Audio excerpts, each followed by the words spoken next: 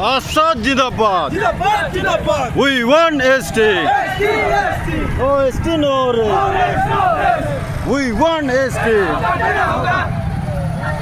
Jindabad, Jindabad. Long live, long live. Jindabad, Jindabad. Jindabad, Jindabad.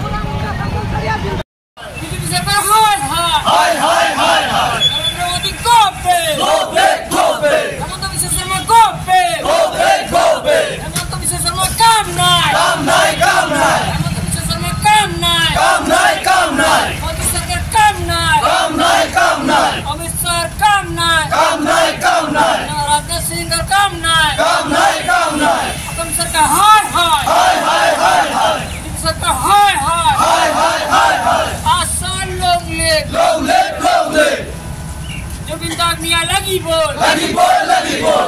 Niat di bol lagi bol. Jai Jubinda. Asal long live. Asal long live. Isak Negara Jindabad.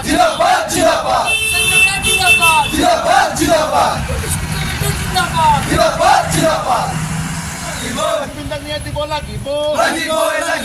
Bintang niat di bola lagi bol. We want justice. We want justice.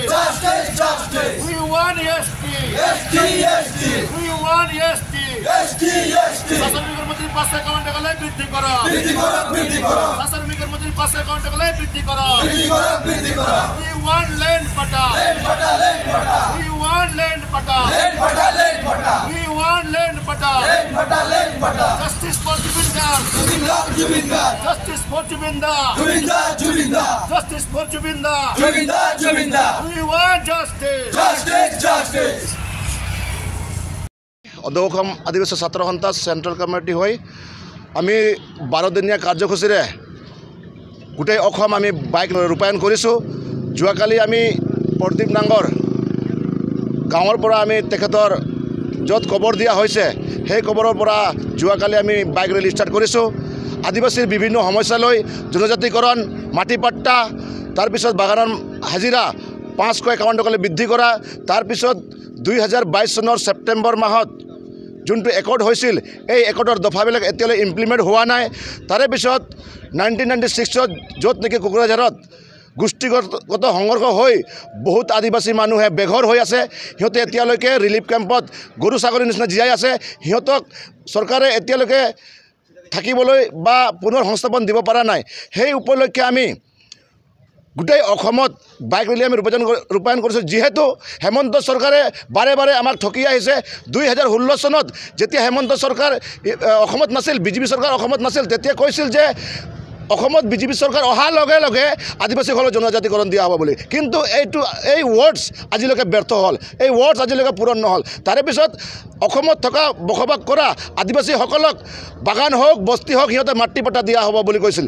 কিন্তু এতিয়ালৈকে এইটোও ব্যৰ্থ হ'ল। কিন্তু হেমন্ত বিশ্ব শৰ্মা ডাঙৰীয়া কেইদিন আগত নিউজত কৈছে কি অসমৰ আদিবাসীসকল বা চাহ জনগোষ্ঠীসকলক মাটি পট্টা দিয়া হ'ব বুলি কৈছে। কোনটো মাটি পট্টা দিয়া হ'ব? বাগানত থকা ঘৰ মাটি পট্টা অনলি দিয়া হ'ব না বাগানত থকা মানুহে মাটি জব্দ কৰি থৈছে বা মাটি সিহঁতে খেতি বাতি কৰি খাই আছে সেই মাটি সিহঁতক ম্যাদী পট্টা দিব? আমাক স্পষ্ট লাগে যে কিমান বিঘা মাটি দিব। সেইদিনা দেখা পালোঁ কি অসমত 4 লাখ মানুহক মাটি পট্টা দিয়া হ'ব বুলি কৈছে। অসমত আমি 1 কৰোৰ 30 লাখ মানুহ আমি বসবাস কৰি আছোঁ। এই 1 কৰোৰ 30 লাখ মানুহে মাটি পট্টা দিব লাগিব। অন্যথা অসম চৰকাৰক আমি বিদায় দিবলৈ সাজু হৈছোঁ।